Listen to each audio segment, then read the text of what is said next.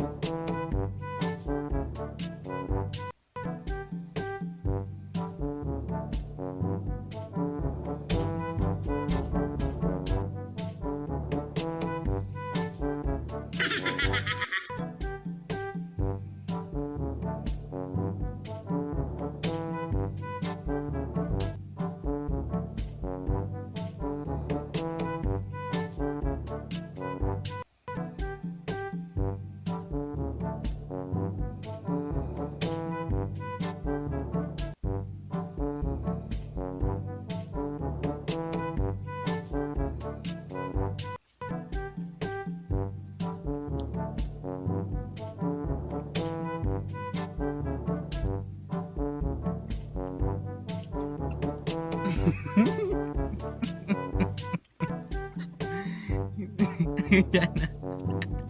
Bakit? Ano lasa sis? Ano lasa box? Sarap?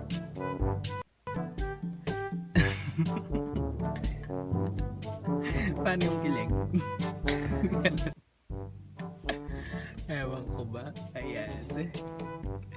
So, ayan guys, successful yung prank natin ngayon kay Jana. Hindi ko alam kung matagal to, pero feeling ko 3 minutes lang to.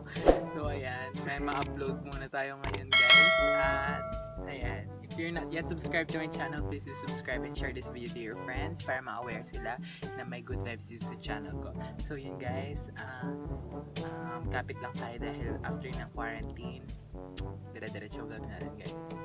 Sana kung walang gagawin mo sa school. So ayan.